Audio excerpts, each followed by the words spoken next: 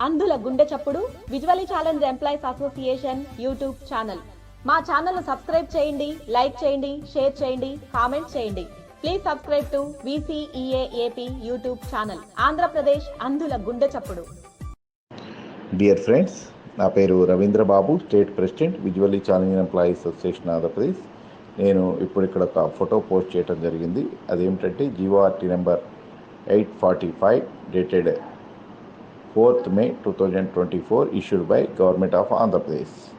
ఈ యొక్క జీవో ప్రధాన ఉద్దేశం ఏంటంటే కనుక ఆంధ్రప్రదేశ్లో జనరల్ ఎలక్షన్స్ జరుగుతున్న సందర్భంలో మ్యాక్సిమం ఎంప్లాయీస్ అందరికీ కూడా ఎలక్షన్ డ్యూటీస్ పడిన సందర్భంలో దరిదాపు 5 లక్షల మంది పోస్టల్ బ్యాలెట్ కోసం దరఖాస్తు చేసుకున్నారు. కాబట్టి ఆ ఎంప్లాయీస్ అందరూ కూడా వారి యొక్క ఓటుని పోస్టల్ బ్యాలెట్ అంటే ఇప్పుడు మనకి 12A ద్వారా పోస్టల్ బ్యాలెట్ కోసం దరఖాస్తు చేసుకుని ఉన్నారు. వారందరికీ కూడా ఓటర్ ఫెసిలిటేషన్ సెంటర్స్ అని చెప్పేసి అట్లాగే పోస్టల్ సెంటర్స్ అని చెప్పేసి రెండింటిని పెట్టడం జరిగింది. వాటిలో ఓటు హక్కు వినియోగించుకోవడం కోసం ఒకరోజు స్పెషల్ క్యాజువల్ లీవ్ని మంజూరు చేస్తూ ఆంధ్రప్రదేశ్ రాష్ట్ర ప్రభుత్వం ఈ యొక్క ఆదేశాలు జారీ చేయడం జరిగింది.